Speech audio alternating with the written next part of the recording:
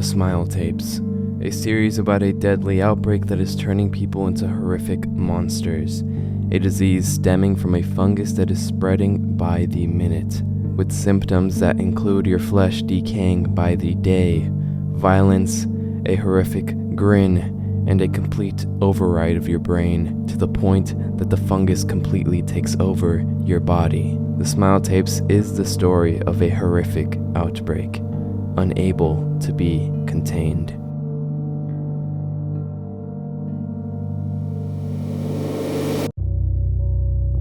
Hey everyone, it's Wowman. Don't forget to subscribe, and as promised, today we're looking at the Smile Tapes, created by Patorico, which is the same creator as They Lie Above, which we did cover in our last video, so you should definitely check that video out as well. The first installment of the Smile Tapes begins as a public service announcement, raising awareness about a new substance that has been brought into circulation, and the substance in question is a DRUG. I'm not allowed to say, so yes, I will be addressing this DRUG as a substance, just as like a little workaround. We advise for you to stay away from any person suspected to be under its influence. And then it does go into detail about what the substance does to its user, which includes mania, laughter, and violence. And of course, a maniacal smile displayed on those who do use the substance. And the announcement is sure to emphasize to stay away from any suspicious persons at all costs. The substance has taken the lives of 500 people over the last few months, and authorities are still trying to figure out why or where this substance even came from, because right now it seems like it just came out of nowhere. The drug itself has not been scientifically investigated. Further into the tape, it does state to avoid dark alleys, as that is where most of the deaths have taken place. And what's more, into the video it does say to avoid eye contact with anybody that does look like they may be under this influence, because if you do make eye contact, they will begin pursuing you and potentially may even take your life if given the opportunity. Avoid eye contact with the person. Once the person notices you, it will begin pursuit. Do not interact. You will most likely be...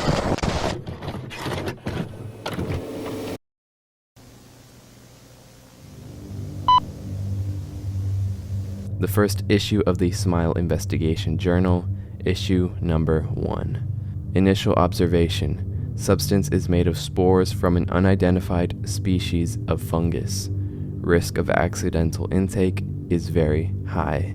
And then we are shown 2 patients who have accidentally gotten this substance inside of their system.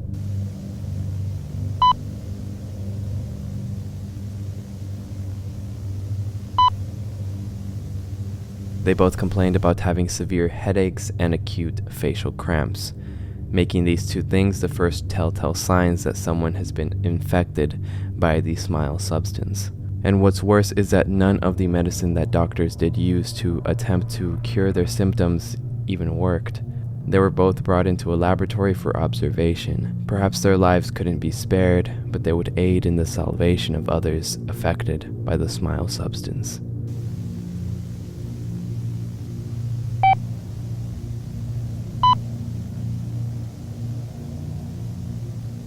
Stage 1, Week 1. A smile on each of the patients has appeared. Although they remain sane, the substance is taking over. By week 2, their smiles have drastically increased. The fungus that was inside of the substance has taken over their minds. And if any of you guys have played The Last of Us, there's a very similar fungal infection that does take over a host and turns them into a sort of zombie. So it's really similar to what's happening in these tapes, is that the fungus is just completely taking over the person's body. The patient's behavior has become predatory, and manic laughter can be heard from the room they're locked in.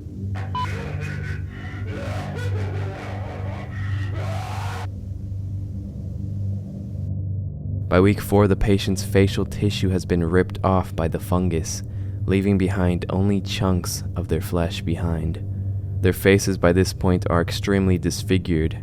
However, despite all of this, the smile on both of their faces still remains.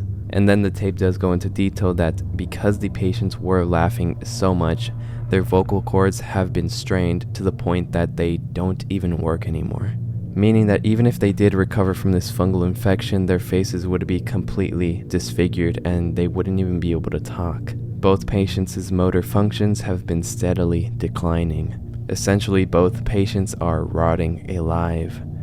The fungus from the smile substance has taken everything their bodies have. It's now week 5.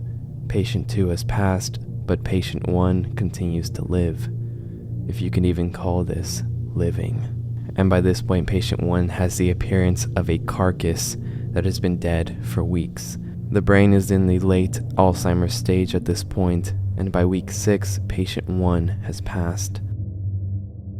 During the autopsy, fungus was found in the brain tissue. It was observed secreting a substance similar to acetylcholine, a chemical that motor neurons of the nervous system release in order to activate muscles.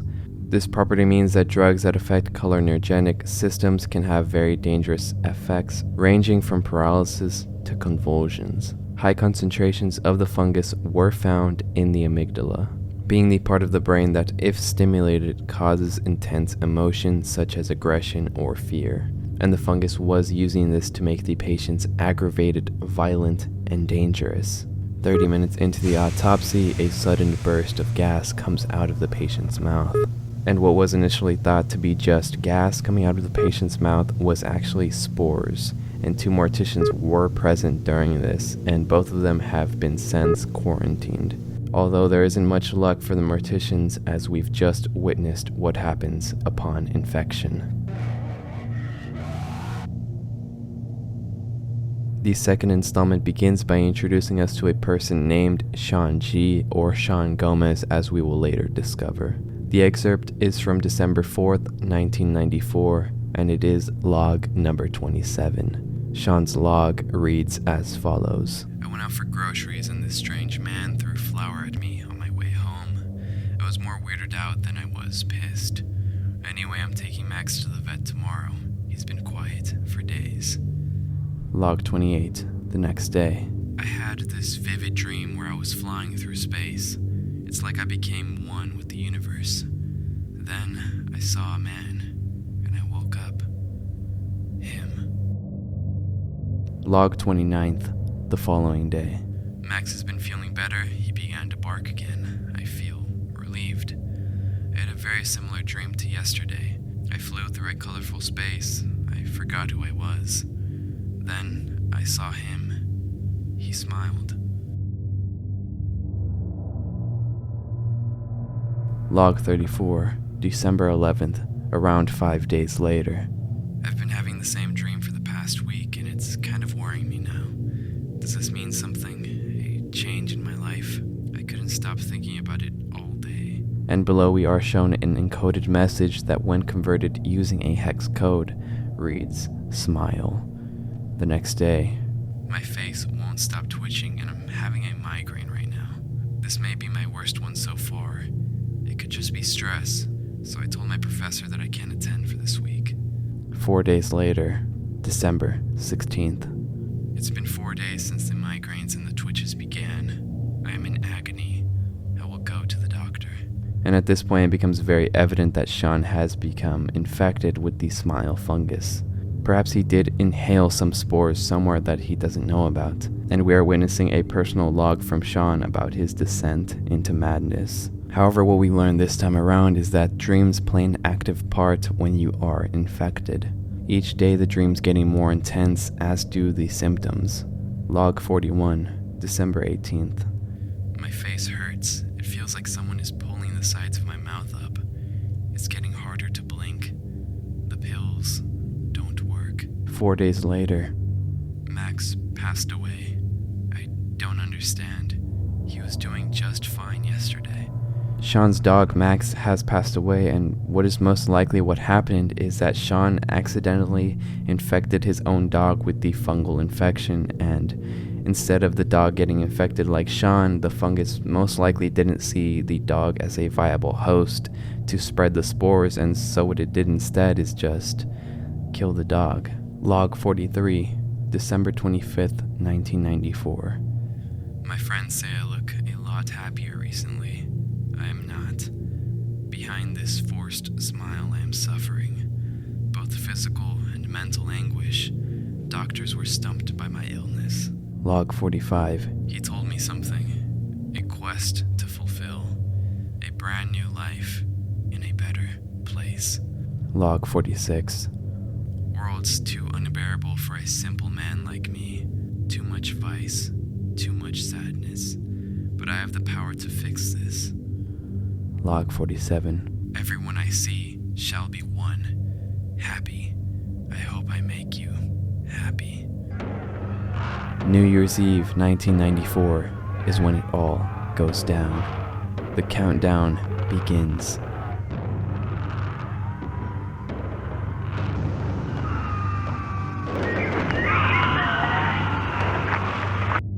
Sean Gomez committed a mass homicide on New Year's Day, entering a crowd of New Year's celebrators wielding a knife.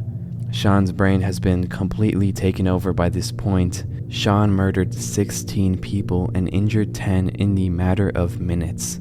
Sean was killed that night.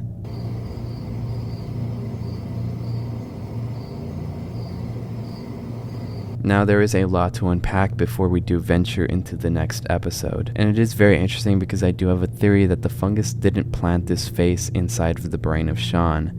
What is happening is that Sean felt a presence within his head that wasn't his own, and kind of personified that presence into this face. The man claimed to be seen in people's dreams, when in reality that man was just a personification of the fungus slowly taking over Sean's own brain. Welcome to Far History, where we explore Earth's huge past. Today, we ask the question, where did life originate?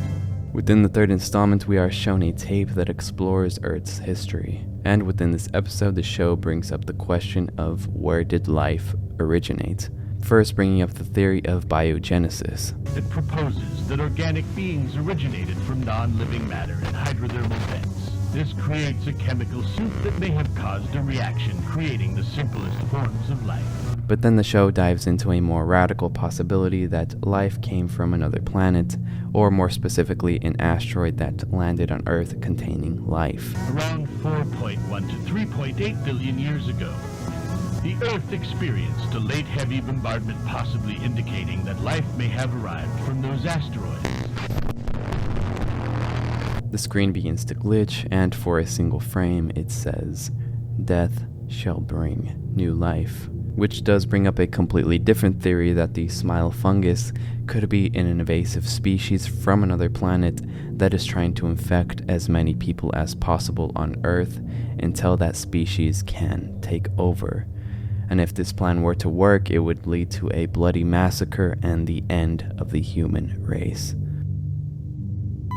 Episode 4, Smile Investigation, Journal, Issue Number 2. As of October 13th, 1995, there have been 1,489 deaths related to the smile substance or the infection. 5,361 have been hospitalized. And it has been 10 months since Sean committed the massacre on New Year's Day, and the number of deaths from the smile fungus has only increased. Because when Sean was killed, his body, again as we learned earlier, did release some spores upon his death, infecting everyone that was at the scene of the massacre, and this includes the people that were injured, the paramedics, and even the police officers. However, now 10 months later, the fungus is finally being examined, and after extended observation, it shows this.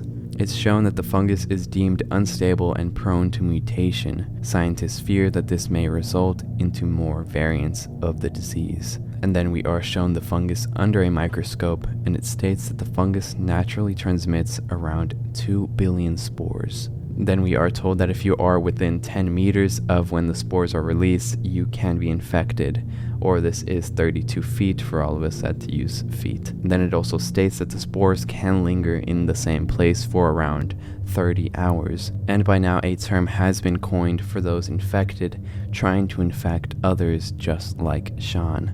They have been named spore puffers.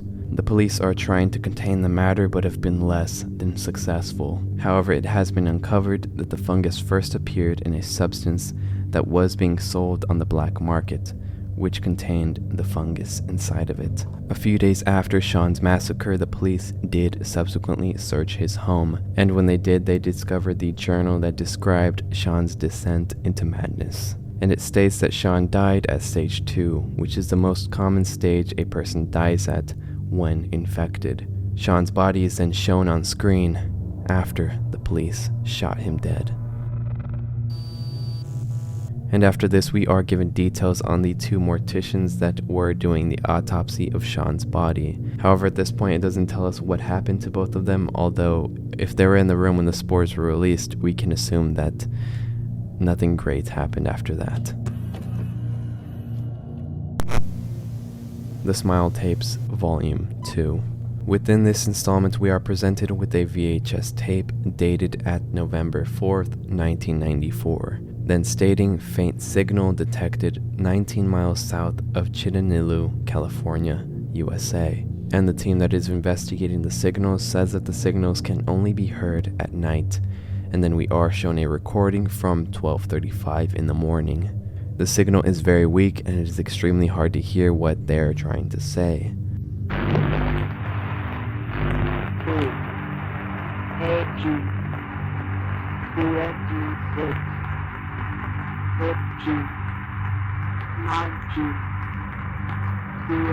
But then in another audio clip is shown to us, and this time around we can hear numbers being read.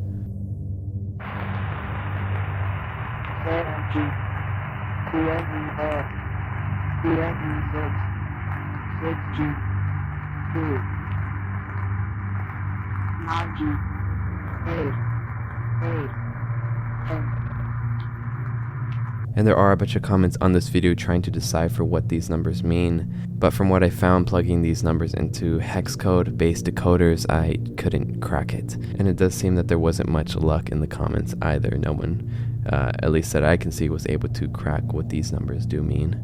The Smile Journal portion of the video ends, and it cuts into a recording of the president at the time, which was Bill Clinton. For the past few months, our citizens have been under attack by a new and deadly force, a fungus that affects the minds of our citizens and causes them to kill other people. The epidemic is increasing at an extremely rapid rate, and the president is advising for people to stay inside of their homes. So I now advise every citizen to stay inside. If we don't act now, this may escalate into a countrywide epidemic. Because of the amount of lives that is being taken is extremely just dreadful.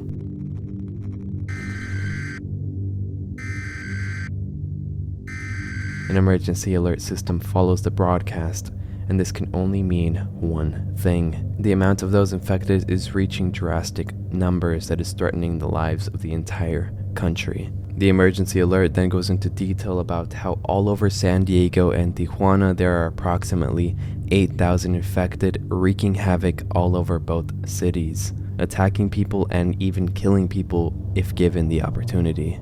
San Diego and Tijuana are under attack by the infected.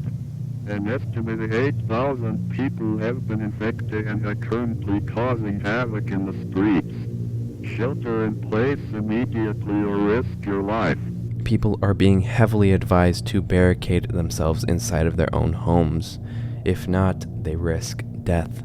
Or even worse, infection. 8,000 people. Massacre filling the corrupted minds. Prepare to isolate and manage your resources. Be vigilant and wear protective equipment to avoid breathing in the spores. The president has ordered the National Guard to San Diego. The screams of the citizens who weren't lucky enough to make it to their homes fills the streets.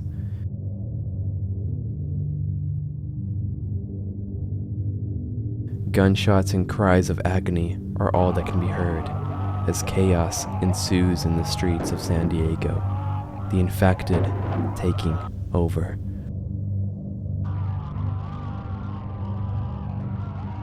And the face of the man who appeared inside of Sean's head appears on screen and says the following. Isn't this so beautiful? The bloodshed, the cries, fill me with such joy. Now we are together in a happier place. They are stronger than you think. And as feared by scientists, the fungus has mutated, and there is now 2 new variants. Variant A, the virus infection caused by the fungus we've come to know, which leads to the fungus taking over the brain, slowly rotting your flesh, and inflicting a smile on its host. However, a new variant, Variant B, is less common. The variant is benign, meaning that it has no effect on the person that has become infected with it. There are no symptoms whatsoever. However, the catch is that they can still spread the disease. If the person coughs or sneezes, the spores will come out of their body, and they can infect others who may get Variant A. A person named Sarah Campbell is one of the first patients to have this variant. And Sarah Campbell is one of the morticians that was examining Sean's body. But Sarah is completely fine and has shown no symptoms of the virus. And as for Variant C, the symptoms are extremely similar to Variant A. A smile is inflicted on the user and there is deterioration of the face as well. However, this variant does include heightened senses such as being bloodthirsty, inhuman strength and stamina, and even a bulletproof exterior. And then a code appears on screen that, when translated, says a soulless monster. And in the description of the video, we are given a code from the creator, a code that, when converted using a base 64 decoder, leads us to this link.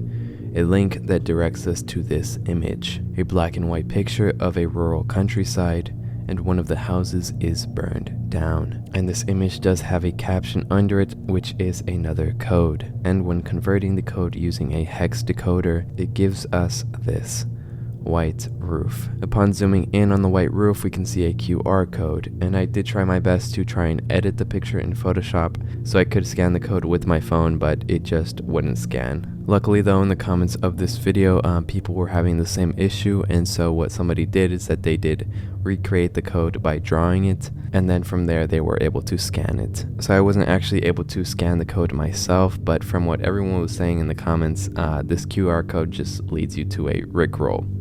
Like bruh. Taking a stroll on the quiet part of town, the screams of the infected fill the streets. San Diego has become a city ruled by the infected, a city truly doomed. Episode 7. It's January 29th, 1994, so it is a full 11 months before anything would go wrong and anybody would be infected. A person narrates the tape saying that they're here in Chitanlilu, and the reason that they're here is to do a 25-mile hike through the Alturas Dorados Trail around 3 p.m. I'm in a hotel in Chitanlilu to hike roughly 25 miles south from here. I'll be hiking through the Alturas Dorados Trail around 3 p.m. And the man does make it to the top of the mountain by nightfall. They admire the view in all its glory, although this feeling of bliss wouldn't last long. Lasting until they hear the screams of agony coming from the woods. The man makes his way to the person screaming, assuming that this person is in need of help, until making it to some sort of shelter from where the screams are coming from. Hello? The hiker makes his way inside of the home, but the screams are silenced. Anyone in here? The hiker is then attacked by the infected. The infected laughs as they slice the hiker's throat right open.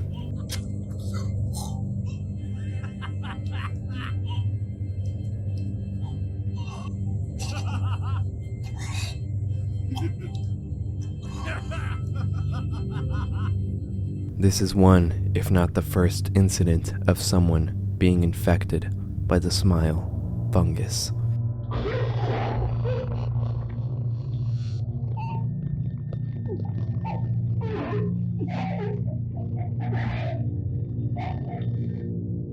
The final installment in the series presents us with another Smile Investigation journal.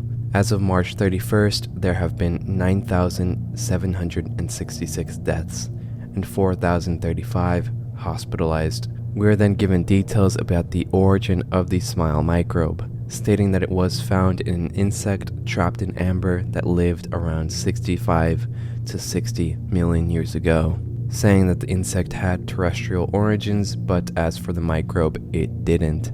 So this does mean that the microbe didn't originate from Earth. Scientists theorize that the microbe's descendants include the fungus and possibly more undiscovered species. The tape cuts and we are shown a documentary on the extinction of the dinosaurs.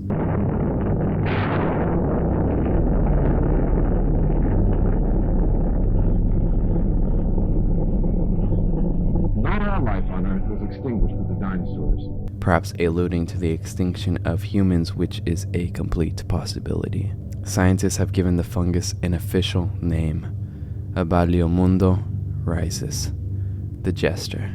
A log from a person named Oliver McCormack is given to us, dated April 3rd, 1996, well into the epidemic of the infected. I am running out of food.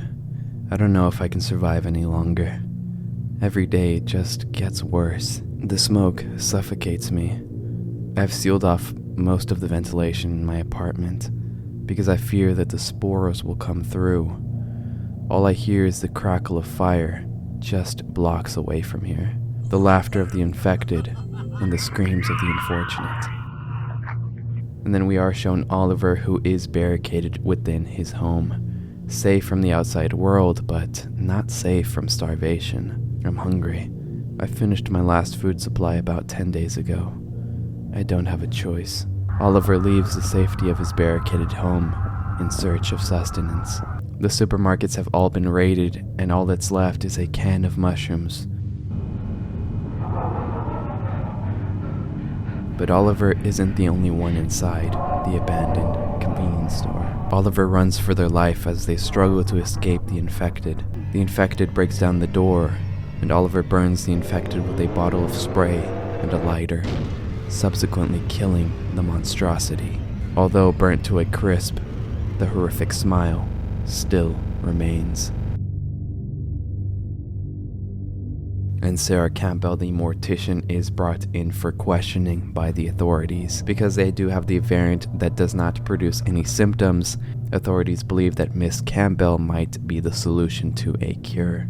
What they would do is extract the antibodies of Miss Campbell and use those to create a cure. We can extract your antibodies, create vaccinations, and for immunity, and possibly make a cure. The tape cuts out and the research facility was infiltrated by the infected. Although the facility was heavily guarded, there was such a large wave of them that they made their way inside and slaughtered everyone. The hope for a cure all ended that night. There is no cure. April 4th, 1996, the night of the massacre. The research facility is left in flames, and so is an entire district of buildings, all caused by the infected. Bloodthirsty, soulless things. Someone records the catastrophe, and hundreds of beams of light appear in the sky, hovering over the city, and make their way down.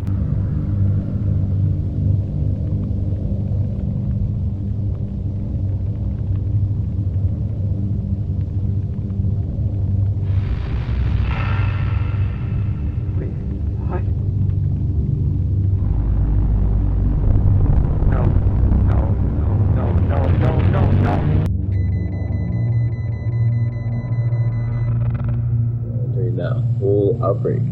I stayed in my basement for a whole year. Yeah. I had to get used to living in such a claustrophobic space where I'd risk getting infected. A person named Lucas Sutterfield begins recounting his time during the outbreak.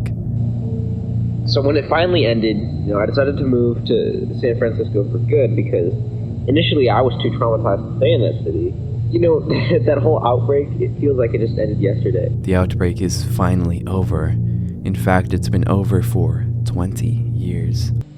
It's hard to believe it was 20 years ago. Time flies.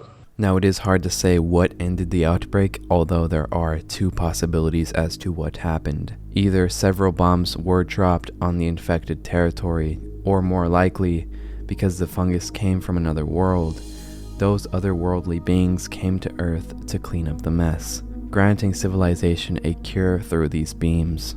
Either that or they simply wiped out the entire population of San Diego and Tijuana. A small price to pay for the salvation of the human race. What began as a few infected from a fungal virus turned into a horrific epidemic that no one knew how to contain. However, one thing is for certain. Had this not occurred, it would have meant the end of the human race. But yes, that was the Smile Tapes. I hope you enjoyed. Don't forget to subscribe because we cover all sorts of analog horror content here. And yeah, it'd just be great to have you. But yes, huge shout out to all my beautiful Patreons. Kareem, Dylan, Mascarees, Robin, Anna, Kubri, Tensity, Estenia, Bleh, and 10 Tiny Bees. You guys are truly awesome and very beautiful. But yeah, that's pretty much everything. Thank you so much for spending some time with me. It was really great. And yeah, I'll see you in the next one.